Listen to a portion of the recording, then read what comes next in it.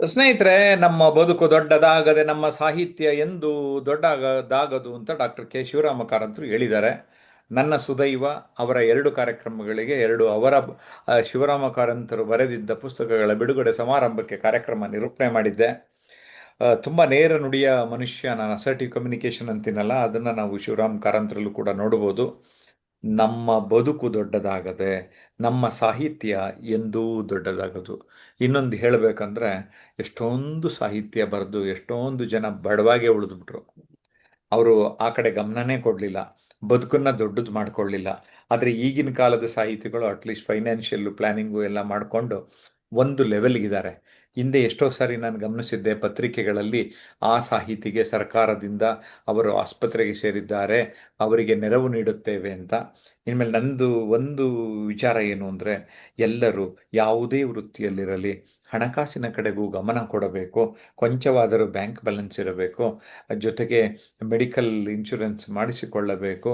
ಈ ಥರದ ಅವೇರ್ನೆಸ್ಸು ಈ ವಿಚಾರದಲ್ಲಿ ನೋಡಿದಾಗ ಬರ್ತದೆ ಅಂತ ಅನಿಸ್ತಾ ಇದೆ. ಅಂದರೆ ನಮ್ಮ ಬದುಕನ್ನೇ ದೊಡ್ಡದಾಗಿಸ್ಕೋಬೇಕು. ನಮ್ಮ ಬದುಕು ದೊಡ್ಡದಾಗದೆ ನಮ್ಮ ಸಾಹಿತ್ಯ ಎಂದು ದೊಡ್ಡದಾಗದು. ಈ ಮಾತನ್ನ ಕುರಿತು ನಮ್ಮ ಎಲ್ಲ ಆನ್ಲೈನ್ ಸ್ಟೂಡೆಂಟ್ಸು ರೆಡಿಯಾಗಿದ್ದಾರೆ. ಎಸ್, ಮಾತಾಡ್ಬಿಡೋಣ ಅಂತ. ಆದರೆ ಯಾರು ಮಾತಾಡ್ಬೇಕಾದ್ರೆ ಒಬ್ರು ಸೂತ್ರಧಾರರು ಬೇಕಲ್ಲ ನಮಗೆ. ಅದಕ್ಕೆ ನಾವು ಪ್ರವೀಣ್ ಸೂತ್ರಧಾರರಾಗಿ, ನೀವು ನಿರೂಪಕರಾಗಿ ಅಂತ ಹೇಳಿದ್ದೇವೆ. Yes, over to Praveen. I wish you all the best, Praveen. ನಮಸ್ಕಾರ ಸರ್. ನಮ್ಮ ಬದುಕು ದೊಡ್ಡದಾಗದೆ ನಮ್ಮ ಸಾಹಿತ್ಯ ಎಂದೂ ದೊಡ್ಡದಾಗದು. ಇದು ಶಿವರಾಮ್ ಕಾರಂತ್ ಅವರು ನುಡಿದ ಒಂದು ಅಮೃತವಾಣಿ. ಇದರ ಬಗ್ಗೆ ನಮ್ಮ ಜಯಪ್ರಕಾಶ್ ನಾಗತಿಹಳ್ಳಿ ಸರ್ ಅವರ ಆನ್ಲೈನ್ ಸೆಷನ್ ನಲ್ಲಿ ಎಲ್ಲರೂ ನಮ್ಮ ಸ್ನೇಹಿತರು ಭಾಗಿಯಾಗಿದ್ದಾರೆ. ಬನ್ನಿ ಅವ್ರ ಜೊತೆ ಮಾತಾಡ್ಸೋಣ. ಮೊದಲನೇದಾಗಿ ವಿಕಾಸ್ ಸರ್, ನೀವು ಇದ್ರ ಬಗ್ಗೆ ಏನ್ ಹೇಳ್ತೀರಾ? ನಮಸ್ತೆ ಸರ್. ನಮಸ್ತೆ ಸ್ನೇಹಿತರೆ. ಖಂಡಿತವಾಗಿಯೂ ನಮ್ಮ ಬದುಕು ದೊಡ್ಡದಾಗದಿದ್ದರೆ ನಮ್ಮ ಸಾಹಿತ್ಯ ಎಂದು ದೊಡ್ಡದಾಗುತ್ತದೆ. ಅಂದ್ರೆ ನಾವು ಅವರ ಸಾಹಿತ್ಯದ ಬಗ್ಗೆ ವಿಚಾರವಾಗಿ, ಸಾಹಿತ್ಯ ಆ ಬದುಕು ಹೇಗೆ ಜೀವನದಲ್ಲಿ ಬದುಕನ್ನ ಹೇಗೆ ಸವಿಸ್ತಾರೆ ಅನ್ನೋದು ಒಂದು ತುಂಬಾ ಅಮೂಲ್ಯವಾದ ಒಂದು ವಾಕ್ಯ ಅಂತಲೇ ಹೇಳ್ಬೋದು. ಯಾಕೆಂದ್ರೆ ಈ ಮಾತು ಜೀವನದ ನಡುವಿನ ಅವಿನಾವ ಸಂಬಂಧನ ಅಂತ ಸರ್ ಸುಂದರವಾಗಿ ವಿವರಿಸ್ತದೆ ಅಂತ ಹೇಳ್ಬೋದು ಅವ್ರ ಜೀವನಕ್ಕೆ.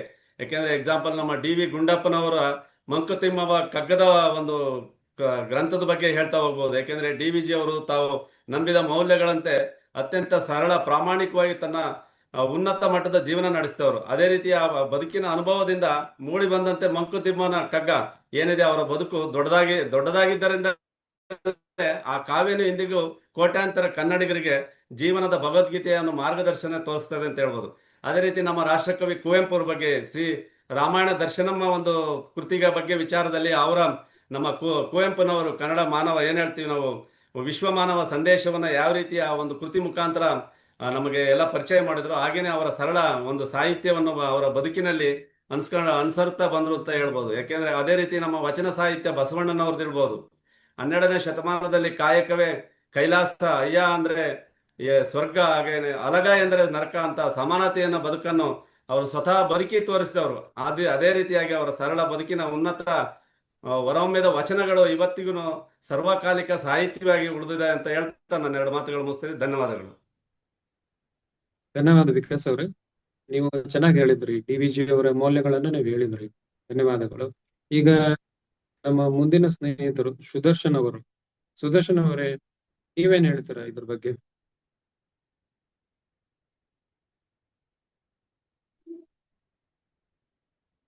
ಸುದರ್ಶನ್. ಹೌದು ಸರ. ನಮ್ಮ ಬದುಕು ದೊಡ್ಡದಾಗದೆ ಸಾಹಿತ್ಯ ದೊಡ್ಡದಾಗದು ಖಂಡಿತ ಹೌದು. ಈಗ ಯಾರಾದ್ರೂ ನಮ್ಮ ಬಗ್ಗೆ, ನಮ್ಗೆ ಯಾರೋ ಗೊತ್ತೇ ಇಲ್ಲ, ಅವರು ನಮ್ಮ ಬಗ್ಗೆ ನಮ್ಮನ್ನೇ ಕೇಳಿದಾಗ ನಾವು ನಮ್ಮ ಬಗ್ಗೆ ಹೇಳ್ಕೊಳ್ಬೇಕಂದ್ರೆ ಅಟ್ಲೀಸ್ಟ್ ಏನಾದ್ರೂ ಒಂದು ಒಳ್ಳೆ ಕೆಲ್ಸಗಳಾಗಿರ್ಬಹುದು, ನಮ್ಮ ಪ್ರಾಮಾಣಿಕತೆ ಆಗಿರಬಹುದು, ಅಥವಾ ನಮ್ಮ ಜೀವನದಲ್ಲಿರುವಂತ ಮೌಲ್ಯಗಳಾಗಿರ್ಬಹುದು, ಅಥವಾ ನಮ್ಮ ವ್ಯಕ್ತಿತ್ವ ಆಗಿರ್ಬಹುದು, ಇವೆಲ್ಲವೂ ಒಳ್ಳೇದಿದ್ದಾಗ ಮಾತ್ರ ನಮ್ಮ ಬಾಯಿಂದ ನಮ್ಮ ಬಗ್ಗೆ ಒಳ್ಳೆ ಮಾತುಗಳು ಬರೋದಕ್ಕೆ ಸಾಧ್ಯ. ಇಲ್ಲ ಅಂದ್ರೆ ನಮ್ಮ ಬಗ್ಗೆ ನಾವೇ ಒಳ್ಳೆಯ ಪದಗಳೇ ಸಿಗೋದಿಕ್ಕೆ ಚಾನ್ಸ್ ಇಲ್ಲ. ಅಂದ್ರೆ ಯಾವಾಗ್ಲೂ ಆ ಪದಗಳು ಹೇಗಿರುತ್ತೆ ಅಂದ್ರೆ ನಮ್ಮ ನುಡಿ ಹೇಗಿರುತ್ತೆ, ನಮ್ಮ ನಡೆ ಹೇಗಿರುತ್ತೆ ಹಾಗೆ ನಮ್ಮ ನುಡಿನೂ ಇರುತ್ತೆ. ಈ ನುಡಿದಂತೆ ನಡೆಯೋದಿದೆಯಲ್ಲ ಅದು ಬಹಳ ಕಷ್ಟ. ಎಲ್ರೂ ಕೂಡ ನುಡಿದಂತೆ ನಡೆಯೋದಿಕ್ಕೆ ಸಾಧ್ಯ ಇಲ್ಲ, ಮತ್ತೆ ನಡೆದಂತೆ ನುಡಿಯೋದಿಕ್ಕೂ ಕೂಡ ಸಾಧ್ಯ ಇಲ್ಲ. ಇದು ಯಾವಾಗ ಆಗುತ್ತೆ ಅಂದ್ರೆ ನಮ್ಮ ನಡೆಯಲ್ಲಿ ಮತ್ತೆ ನಮ್ಮ ನುಡಿಯಲ್ಲಿ ಸ್ಪಷ್ಟತೆ ಮತ್ತು ಜ್ಞಾನ ತುಂಬಿದ್ದಾಗ ಮಾತ್ರ ಸಾಧ್ಯ ಆಗತ್ತೆ. ಧನ್ಯವಾದಗಳು ಸರ್. ಧನ್ಯವಾದ ವಿಕಾಸ್ ಅವರೇ. ನಡೆ ನುಡಿ ಬಗ್ಗೆ ನೀವು ಮಾತಾಡಿದ್ರಿ. ಈಗ ನಮ್ಮ ಮುಂದಿನ ಸ್ನೇಹಿತರು ರಾಜೇಂದ್ರ ಅವರು ನಿಮ್ಮ ಅಭಿಪ್ರಾಯ ಹೇಳ್ತೀರಾ? ನಮಸ್ತೆ ಎಲ್ಲರಿಗೂ. ಇವತ್ತಿನ ಟಾಪಿಕ್ ನಮ್ಮ ಬದುಕು ದೊಡ್ಡದಾಗದೆ ನಮ್ಮ ಸಾಹಿತ್ಯವು ಎಂದಿಗೂ ದೊಡ್ಡದಾಗುವುದಿಲ್ಲ. ಇದು ನಮ್ಮ ಬರವಣಿಗೆ ಸಾಹಿತ್ಯದ ಮೇಲೆ ನಿಜವಾದ ಅರ್ಥವನ್ನು ನಮ್ಗೆ ತಿಳಿಸ್ತದೆ. ನಾವೆಲ್ಲ ಅನ್ಕೋತೀವಿ ಸಾಹಿತ್ಯ ಅಂದ್ರೆ ಕೇವಲ ಪದಗಳನ್ನ ಜೋಡಣೆ ಮಾಡಿ ಅದ್ಭುತ ವರ್ಣನೆ ಮಾಡಿದ್ರೆ ಸಾಕು ಅಂತ. ಆದ್ರೆ ಅದ್ರ ಮೇನ್ ಇರೋದಂದ್ರೆ ಲೇಖಕನ ಅನುಭವ, ಮೌಲ್ಯ, ಚಿಂತನೆ, ಬದುಕಿನ ಪ್ರತಿಬಿಂಬ. ಅದು ಚೆನ್ನಾಗಿದ್ರೆ ಮಾತ್ರ ಅವನ ಬರವಣಿಗೆ ಉತ್ತಮವಾಗಿರ್ತದೆ. ಇದಕ್ಕೆ ನಮ್ಮಲ್ಲಿ ತುಂಬಾ ಉದಾಹರಣೆಗಳಿದೆ. ನಮ್ಮ ಸ್ಕಾಲರ್ ಕುವೆಂಪು, ಡಿ.ವಿ. ಗುಂಡಪ್ಪ, ಶಿವರಾಮ್ ಕಾರಂತರು, ಮಾಸ್ತಿ ವೆಂಕಟೇಶ್ವರು. ಅವ್ರ ಸಾಹಿತ್ಯ ಎಲ್ಲ ಓದಿರ್ತೀವಿ. ಅವರು ಇಂದಿಗೂ ಅವರ ಕೃತಿಗಳಲ್ಲಿ ಜೀವಂತವಾಗಿರುವ ಕಾರಣ ಅವರ ಭಾಷೆಯ ಸೌಂದರ್ಯ ಮಾತ್ರವಲ್ಲ, ಬದುಕಿನ ಮೌಲ್ಯಯುತ ಜೀವನವೂ ನಮ್ಮನ್ನು ಪ್ರತಿಬಿಂಬಿಸ್ತದೆ. ಇದೇ ತರ ನಾವು ಮುಂದೆ ಹಿಂದಿನ ಕಾಲದ ನಾವು ಇವಾಗಿರೋ ಕಾಲ ನೋಡ್ಬೇಕು ಅಂದ್ರೆ ಸಾಮಾಜಿಕ ತಾಣದಲ್ಲಿ ನೀವು ಸುಮಾರು ಪದಗಳನ್ನ ಬರೀತಾರೆ, ತಮ್ಮ ತಾನೇ ಹೊಸ ಹೊಸ ಕೃತಿಗಳನ್ನ ಸೃಷ್ಟಿಸ್ತಾರೆ. ಬಟ್ ಅವರ ಬದುಕಿನಲ್ಲಿ ಪ್ರಾಮಾಣಿಕತೆ, ಪ್ರೀತಿ ಇಲ್ಲದೆ ಅವರು ಬೇರೆಯವ್ರ ಹತ್ರ ಅದನ್ನ ಪ್ರತಿಬಿಂಬಿಸಕ್ಕಾಗಲ್ಲ, ಮತ್ತೆ ನಿರೂಪಿಸಕ್ಕಾಗಲ್ಲ. ಒಳ್ಳೆಯ ಬದುಕೆ ಒಳ್ಳೆಯ ಸಾಹಿತ್ಯದ ತಾಯಿ ಅಂತ ನಾವು ಹೇಳ್ಬೋದು. ನಮ್ಮ ಮಾತುಗಳಿಗೆ ಬೆಲೆ ಬರಬೇಕಾದ್ರೆ ನಮ್ಮ ಬದುಕಿಗೆ ಬೆಲೆ ಬರಬೇಕು. ನಮ್ಮ ಬದುಕು ಬೆಲೆ ಇದ್ರೆ ಮಾತ್ರ ನಮ್ಮ ಮಾತಿಗೆ ಬೆಲೆ ಇರ್ತದೆ. ನಿಮ್ಗೆ ಗೊತ್ತಿರಬೇಕು, ನಮ್ಮನ್ನ ಜನ ಗೌರವಿಸ್ಬೇಕಾದ್ರೆ ನಮ್ಮ ಬದುಕು ದೊಡ್ಡದಾಗಿದ್ರ ಜನ ನಮ್ಮ ಮಾತನ್ನು ಕೇಳ್ತಾರೆ. ಮನೇಲಾದ್ರೂ ಅಷ್ಟೇ, ಮನೇಲಿ ನಮ್ಮ ಮಾತು ನಡಿಬೇಕಾದ್ರೆ ನಾವು ಚೆನ್ನಾಗಿ, ನಮ್ಮ ಬದುಕು ಚೆನ್ನಾಗಿದ್ರೆ ನಮ್ಮ ಮನೇಲಿರೋರು ಕೇಳ್ತಾರೆ. ಈ ಸಂದೇಶ, ದೊಡ್ಡ ಬದುಕನ್ನು, ಉತ್ತಮ ಚಿಂತನೆಗಳು ಬೆಳೆಸಬೇಕಾದ್ರೆ ನಮ್ಮ ಬದುಕನ್ನು ಉತ್ತಮಗೊಳಿಸೋಣ ಅಂತ ಹೇಳ್ತಾ ನನ್ನ ಮಾತನ್ನು ಮುಗಿಸ್ಕೊತೀನಿ. ಧನ್ಯವಾದಗಳು. ನೀವು ಸರಿಯಾಗಿ ಹೇಳಿದ್ರಿ. ನಮ್ಮ ಜೀವನ ಮೌಲ್ಯಯುತವಾಗಿದ್ರೆ ನಮ್ಮ ಸಾಹಿತ್ಯ ಕೂಡ ಚೆನ್ನಾಗಿರ್ತೈತೆ ಅಂತ. ಈಗ ನಾವು ಮುಂದಿನ ಸ್ನೇಹಿತರಾದ ಸಿದ್ದಣ್ಣ ಅವರು ಇದ್ರ ಬಗ್ಗೆ ನೀವೇನ್ ಹೇಳ್ತೀರಾ? ನಮಸ್ಕಾರ ಸರ್.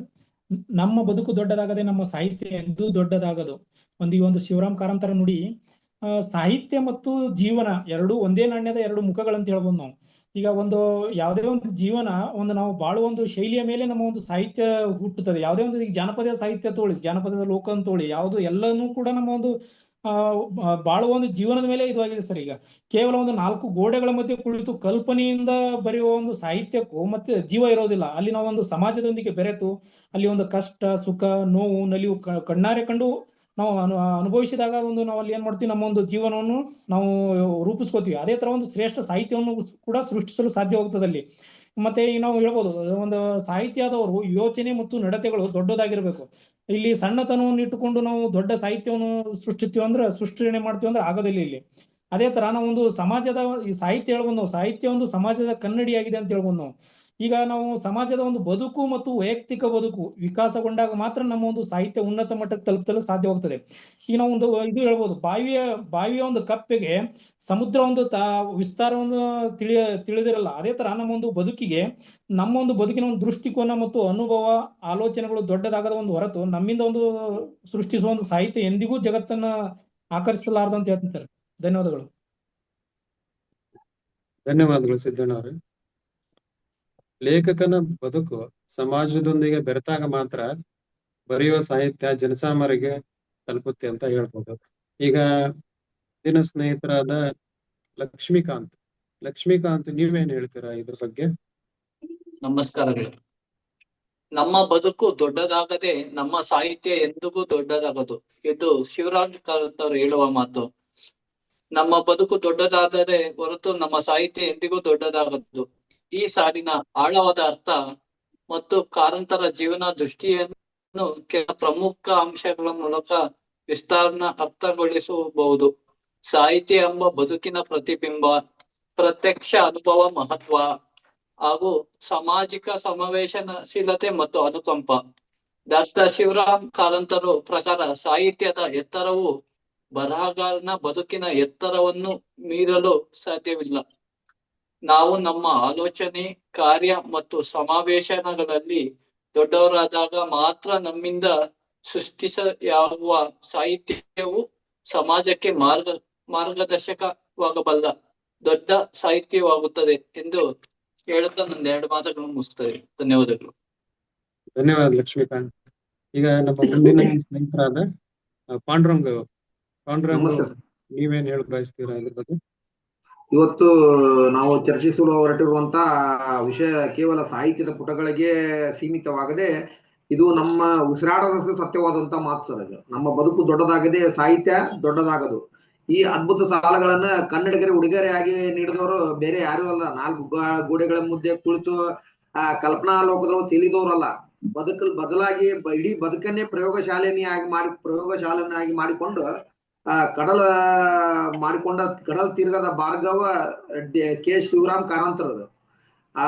ಕಾರಂತರು ನಮ್ಗೆ ಕಲಿಸಿದ ಏನನ್ನು ಗೊತ್ತ ಸರ್? ಅನುಭವದ ಬೆಂಕಿ ಇಲ್ಲದೆ ಬರೆದ ಸಾಹಿತ್ಯ ಕೇವಲ ಕಾಗದವರೇ. ಬದುಕಿನಲ್ಲಿ ನೊಂದವರ ನೋವಿಗೆ ಮಿಡಿಯದೆ, ಸಮಾಜದ ಕೈ ಸತ್ಯಗಳನ್ನು ಕಣ್ಣಾರೆ ಕಾಣದೆ ಕೇವಲ ಸುಂದರ ಪದಗಳನ್ನು ಜೋಡಿಸಿದ್ರೆ ಅದು ಉತ್ತಮ ಸಾಹಿತ್ಯವಾಗಲು ಸಾಧ್ಯವೇ ಇಲ್ಲ ಸರ್. ಅದೇ ರೀತಿ ನಮ್ಮ ಬದುಕು ದೊಡ್ಡದಾಗುವುದಂದ್ರ ಕೋಟ್ಯಾಂತರ ರೂಪಾಯಿ ಸಂಪಾದಿಸುವುದಲ್ಲ. ಆಮೇಲೆ ನಮ್ಮ ವಿಚಾರಗಳನ್ನು ದೊಡ್ಡದಾಗಬೇಕು ಮತ್ತು ಸಮಾಜದ ಮೇಲೆ ಪ್ರೀತಿ ದೊಡ್ಡದಾಗಬೇಕು. ಅಂತ ದೊಡ್ಡ ಬದುಕಿನಿಂದ ಮಾತ್ರ ಜನಸಾಮಾನ್ಯರ ಕಣ್ಣೀರನ್ನು ಒರೆಸುವ ಮಹಾನ್ ಸಾಹಿತ್ಯ ಹುಟ್ಟಲು ಸಾಧ್ಯ. ಅದೇ ರೀತಿ ಸಾಹಿತ್ಯವನ್ನು ಕೇವಲ ಪುಸ್ತಕಗಳಲ್ಲಿ ಹುಡುಕ್ಬೇಡ್ರಿ, ನಮ್ಮ ಬದುಕುಗಳು ಹುಡುಕ್ಬೇಕು. ನಮ್ಮ ಬದುಕು ನಾವು ಅರ್ಥ ಮಾಡಿಕೊಂಡಾಗ ಮಾತ್ರ ಆಗ ನಮ್ಮ ನಡುವಿನ ಸಾಹಿತ್ಯ ಜಗತ್ತೇ ಹೆಮ್ಮೆ ಪಡುವಂತ ದೊಡ್ಡದಾಗುತ್ತದೆ.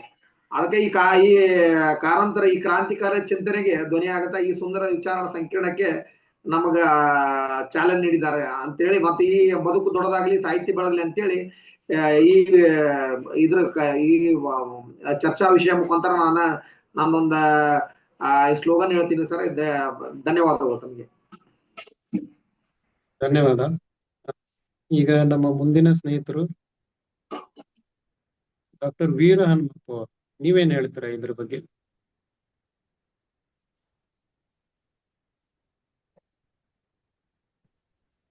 ಡಾಕ್ಟರ್ ವೀರ ಹನುಮಪ್ಪ ಅವರು ಇದ್ದೀರಾ?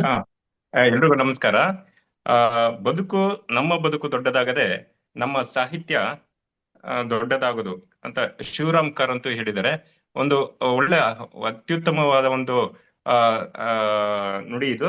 ನಮ್ಮ ಬದುಕು ಉತ್ತಮವಾಗಿದ್ದ ಮಾತ್ರ ಬೇರೆ ಅವರು ಯಾವುದೇ ಒಂದು ಅದನ್ನ ಸಾಹಿತ್ಯನ ರಚಿಸಿದ ಅದು ಉತ್ತಮವಾಗಿರುತ್ತದೆ. ಅದು ನಮ್ಮ ಅನುಭವ, ನಮ್ಮ ಜ್ಞಾನ, ನಮ್ಮ ಒಂದು ಸಾಹಿತ್ಯ, ನಮ್ಮ ಒಂದು ಇದು ಎಲ್ಲ ಉತ್ತಮಗೊಂಡಾಗ ನಾವು ಅದನ್ನ ಒಂದು ನಮ್ಮ ಬದುಕು ಒಂದು ಉತ್ತಮವಾಗಿ ಸಾಗಿದಾಗ ಅದನ್ನು ಒಂದು ಒಳ್ಳೆ ಸಾಹಿತ್ಯವನ್ನಾಗಿ ನಾವು ಇದನ್ನು ಪರಿವರ್ತನೆ ಮಾಡಬೇಕು. ನಾವು ಹೆಂಗಿರುತ್ತೆ ಅದೇ ತರ ಇರ್ತಕ್ಕಂಥದ್ದು. ಹಾಗಾಗಿ ನಮ್ಮ ಬದುಕು ಹೇಗಿರುತ್ತ ನಮ್ಮ ಸಾಹಿತ್ಯವೂ ಸಹ ಅಷ್ಟೇ ಇರುತ್ತದೆ. ನಮ್ಮ ಬದುಕನ್ನು ಉತ್ತಮಪಡಿಸಿಕೊಂಡಾಗ ನಮ್ಮ ಸಾಹಿತ್ಯವು ಸಹ ಉತ್ತಮವಾಗಿರುತ್ತೆ, ನೋಡಲು ಚೆನ್ನಾಗಿರುತ್ತೆ, ಕೇಳಲು ಚೆನ್ನಾಗಿರುತ್ತದೆ. ಅದು ಒಂದು ಅಭಿರುಚಿಯನ್ನು ತರುತ್ತದೆ ಸಮಾಜದಲ್ಲಿ ಅಂತ ಹೇಳೋದಕ್ಕೆ ಇಷ್ಟಪಡ್ತೀನಿ. ಥ್ಯಾಂಕ್ ಯು ಸರ್ ಎಲ್ಲರಿಗೂ. ಧನ್ಯವಾದ. ಸಾಹಿತ್ಯಕ್ಕೆ ಬದುಕು ಮತ್ತು ಅನುಭವ ಎಷ್ಟು ಮಹತ್ವ ಅಂತ ಹೇಳಿದ್ರಿ. ಈಗ ನಮ್ಮ ಇನ್ನೊಬ್ರು ಸ್ನೇಹಿತರಾದ ಆನಂದ್ ಇದ್ರ ಬಗ್ಗೆ ಏನ್ ಹೇಳ್ತೀರಾ?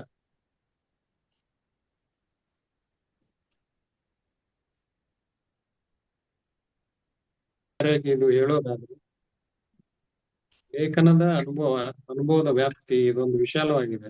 ಅಂದ್ರೆ ನಾವು ಬರೀ ಕಲ್ಪನೆ ಅಥವಾ ಬರೆಯೋದ್ರಿಂದ ಅಲ್ಲ, ನಮ್ಮ ಅನುಭವ ಮತ್ತು ಬದುಕಿನಿಂದ ಸಾಹಿತ್ಯವನ್ನ ಬರೆಯೋದು ಎಷ್ಟು ಮಹತ್ವ ಅಂತ ಎಲ್ರು ಚೆನ್ನಾಗಿ ಹೇಳಿದ್ರಿ. ವೀಕ್ಷಕರೇ, ನೀವು ಈ ಜಯಪ್ರಕಾಶ್ ನಗ್ತಿಹಳ್ಳಿ ಸರ್ ಅವರ ಯೂಟ್ಯೂಬ್ ಚಾನೆಲ್ಗೆ ಸಬ್ಸ್ಕ್ರೈಬ್ ಮಾಡಿ. ಇದೇ ರೀತಿ ನೀವು ಕೂಡ ಜಾಯ್ನ್ ಆಗಿ, ಆಮೇಲೆ ಲೈಕ್ ಮಾಡಿ, ಶೇರ್ ಮಾಡಿ. ಧನ್ಯವಾದ.